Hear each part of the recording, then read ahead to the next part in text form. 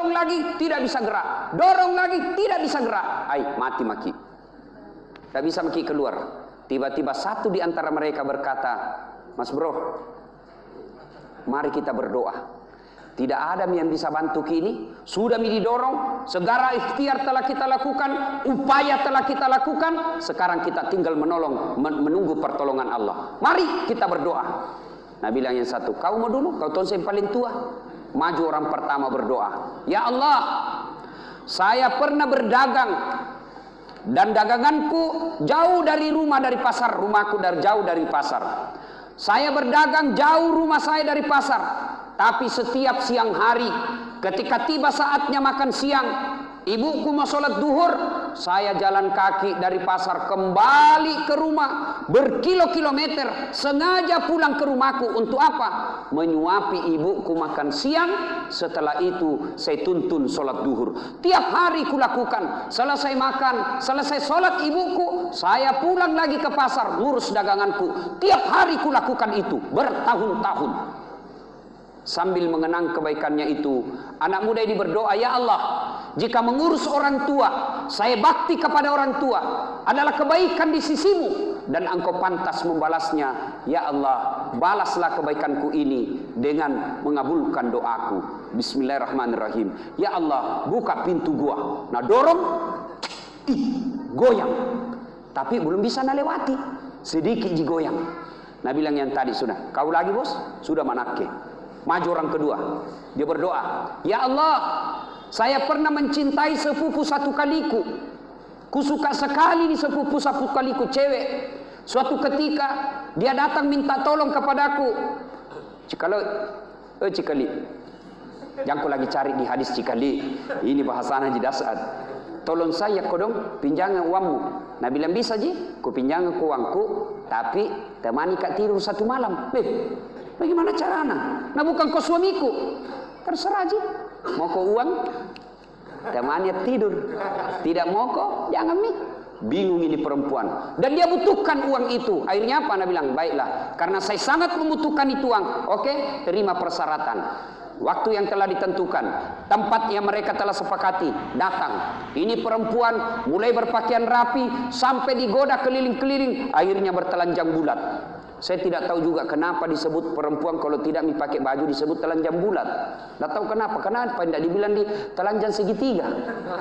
Tidak tahu apa sebabnya. Ada yang bisa jelaskan nggak? Kenapa disebut telanjang bulat? Kenapa tidak bilang telanjang segi empat? No. Telanjang bulat.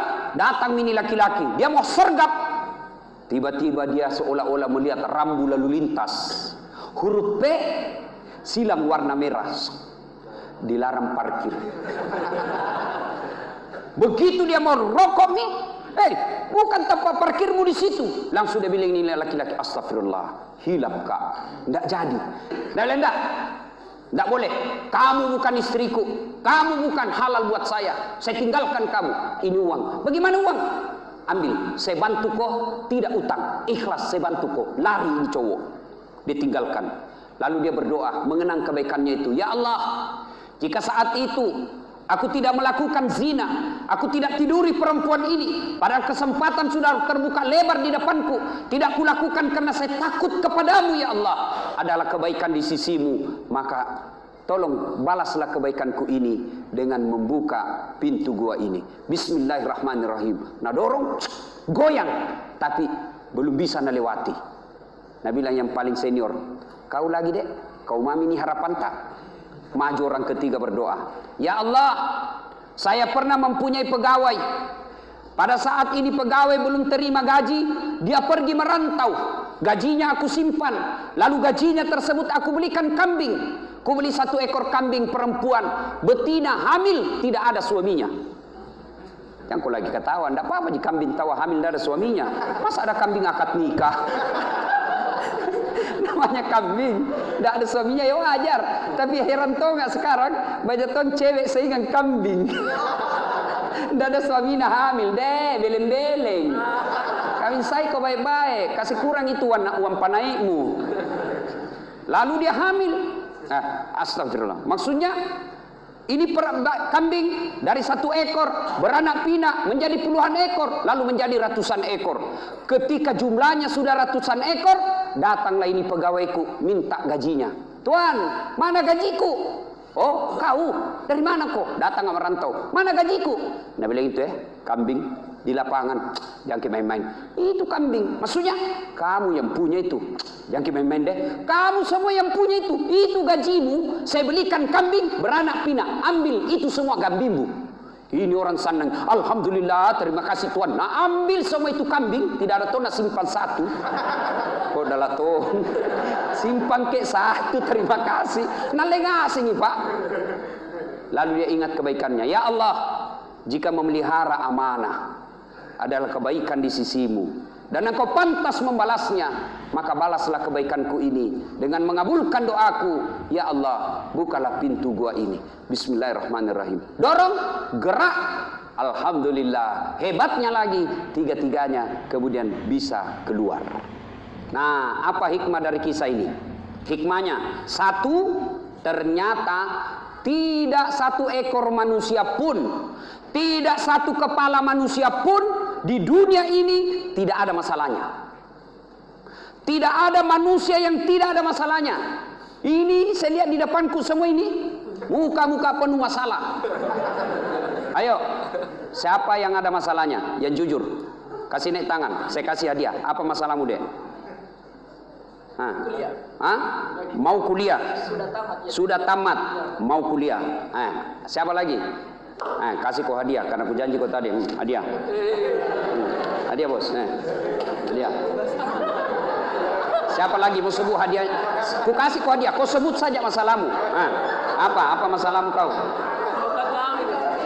Ini masalahnya yang Asan tadi. Dengar ini cewek. Yang Asan tadi mau tongi kawin. Masalahmu uang panai tambah-tambah. Siapa lagi? Siapa lagi yang ada masalahnya? Apa masalahmu? Mau masuk kuliah?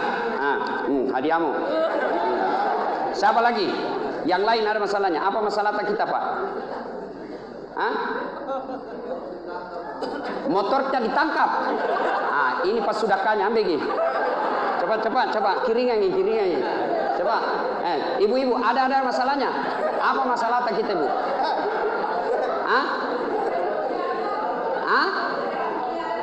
Pengen punya anak, jauh-jauh gitu Bu, sini ki, nanti kiringan ini, berikan ke sana. Mudah-mudahan itu belikan obat barakah. Sudah Mi.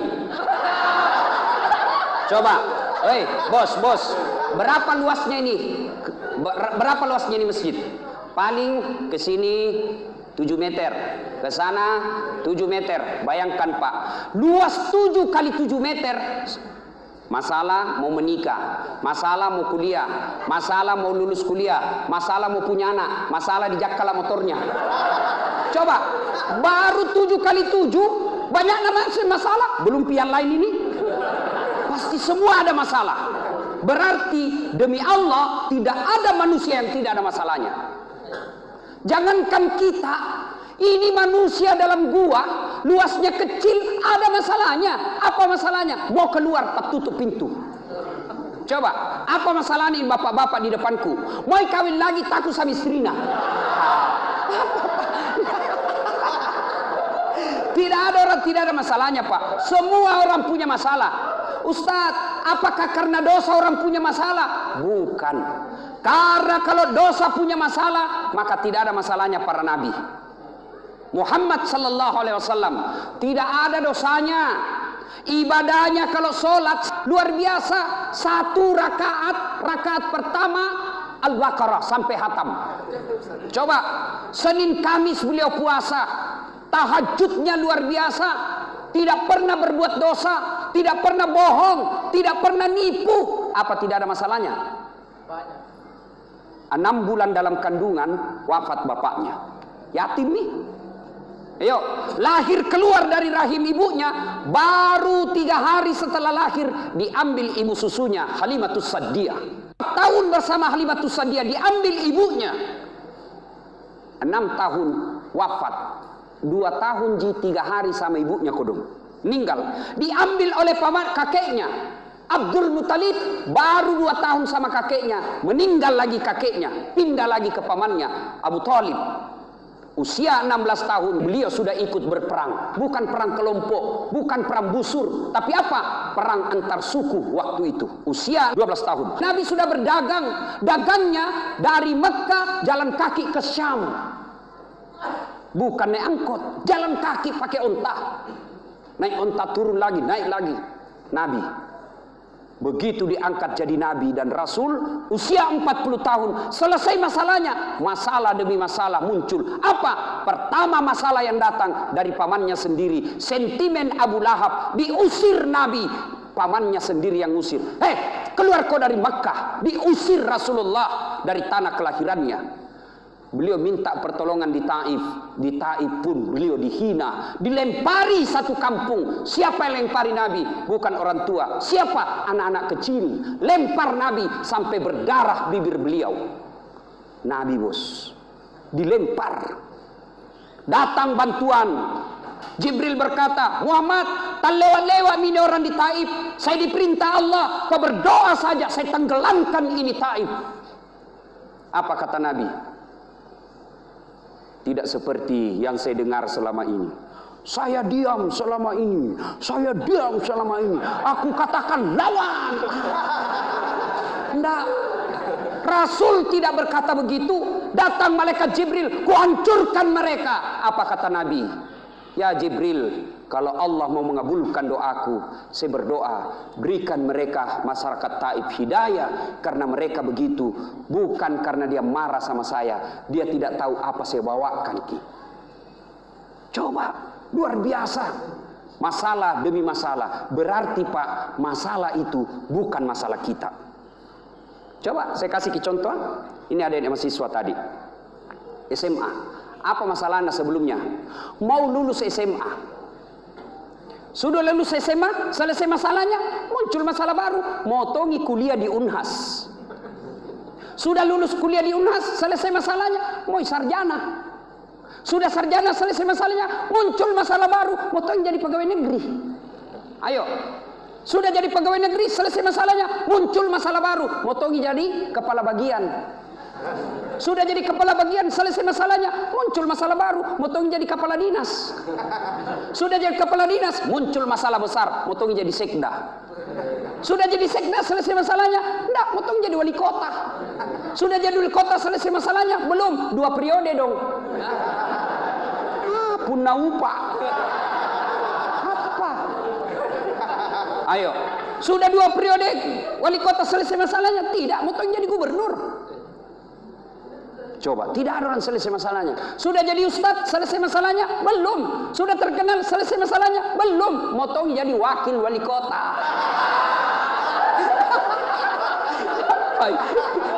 Coba, tidak ada orang bos, tidak ada masalahnya. Semua kita punya masalah. Maka Allah memberikan pelajaran dalam hadis tadi. Kalau ada masalahmu bos, 1, taqarrub ilallah. Dekatkan diri kau kepada Allah. Mendekatkan diri kepada Allah. Bagaimana caranya? Yuk kau curhat kepada Allah. Yuk ngadu kepada Allah. Yuk minta tolong kepada Allah. Gimana caranya? Berdoa. Milo doa kau bos. Berdoanya di mana? Selesai kau sholat, berdoa kau. Kita akhir zaman ini, anak-anak milenial sekarang ini memang rajin berdoa, sedikit-sedikit berdoa, sedikit-sedikit berdoa. Tapi di mana? Status. Mau ujian, ya Allah, nah buka Facebooknya, ya Allah, lancarkan ujianku. Selesai, ya Allah, mudah-mudahan saya lulus. Status, sibuk deh tuh mau baca statusmu bos. Coba berdoa, minta tolong kepada Allah. Jangan minta tolong di dinding. Ayo berdoa ki bos. Ramadan hadir, Allah kasih kita bulan Ramadan hadiah. Ramadan ini hadiah buat orang Islam. Selama ini kau susah berdoa, selama ini susah dikabulkan doamu, selama ini kau malas berdoa, yuk 1 bulan Ramadan manfaatkan, minta kepada Allah. Kalau Allah kabulkan doamu bos, tidak ada yang mustahil. Kecil jadi anggota DPR, kecil jadi mahasiswa teladan, kecil punya mobil, kecil punya rumah. Allah cuma minta, datang kau sama saya minta, saya kasih kau. Allah janji, Allah nantang sama kita. Ud'uni astajib lakum, minta kau kepadaku, pasti saya kabulkan. Itu janji Allah, bukan janji caleg. Deh, kalau caleg deh, anda boleh kena janji surga, nah janji tongi surga. Nah bagi-bagi kartu nama, filia, sama ki anak rapo kalling. Sekali dah sudah dipilih, nah ganti nomor HP-nya. Coba, ayo Ramadan Pak, kurangi itu aktivitas. Lebih banyak kita berdoa. Yang banyak menyita waktu kita TV, tinggalkan TV.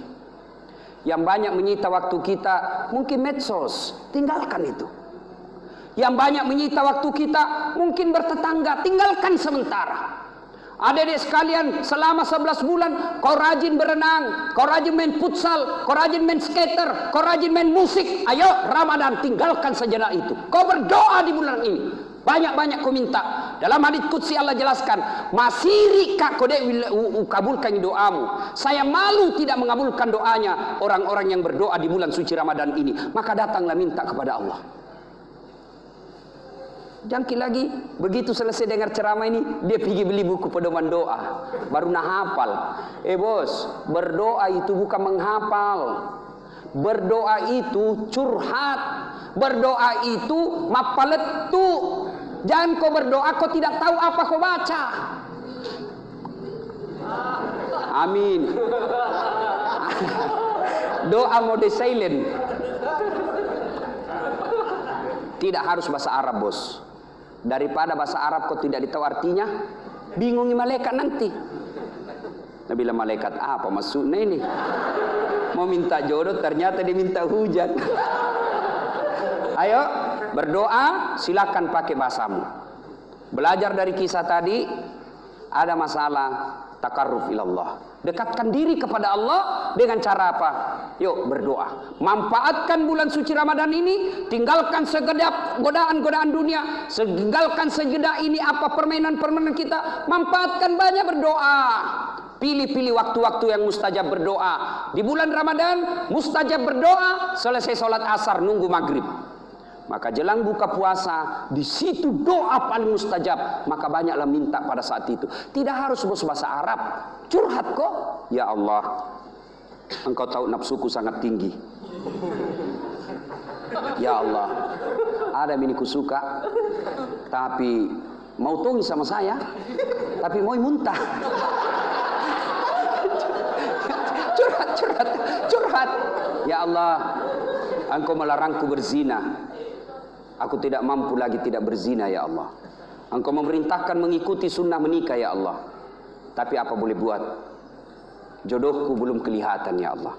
Ya Allah, bukakan pintu jodohku. Jika memang dia jodohku ya Allah, berikan kemampuan bagiku untuk mendapatkannya. Satukan hatiku dan hatinya.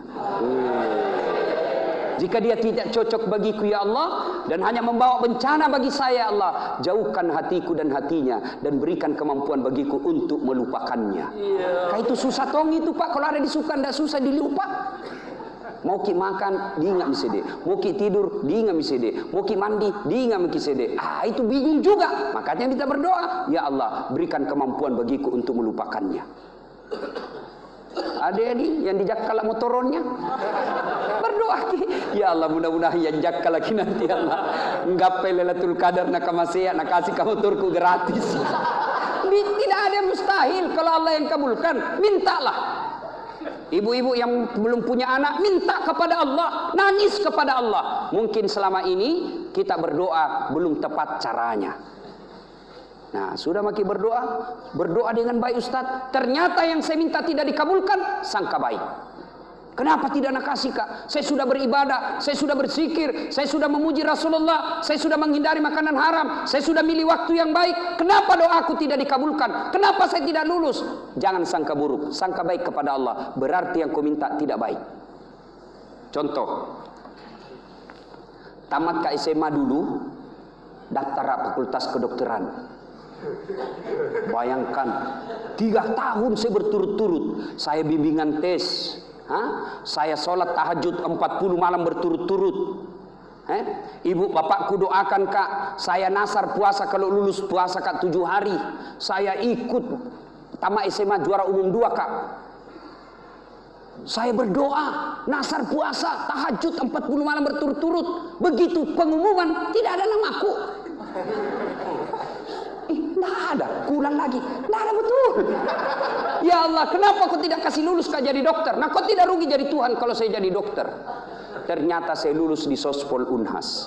Saya tahu jawabannya setelah saya pulang kuliah. Terjadi tabrakan di depannya Universitas Al-Ghazali, sekarang Universitas Islam Makassar. Berceceran darah di aspal. Saya turun tolong dia. Dia yang tabrakan, saya yang pingsan. Ternyata saya tidak bisa lihat darah.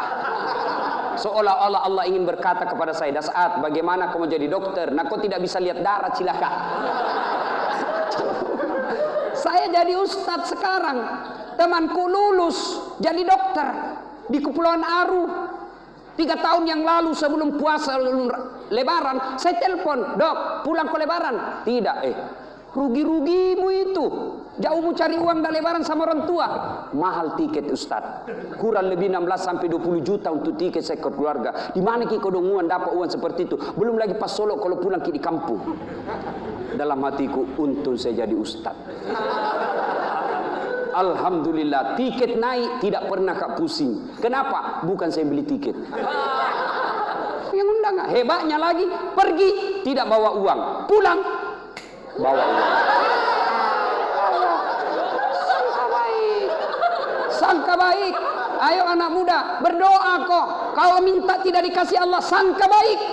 Jangan kau sangka buruk. Kenapa tidak dikasih Kak? Itu tuh temanku Pak Botoro, itu temanku Pak Sina, itu temanku anak durhaka. Kenapa dikasih apa yang dia mau? Bos, belum tentu itu yang terbaik buat dia. Caleg sudah pasang baleo, mahambur, tidak terpilih. Allah tahu bukan di situ tempatmu yang baik. Berdoa, ya Allah kasih saya anak. Kenapa tidak dikasih?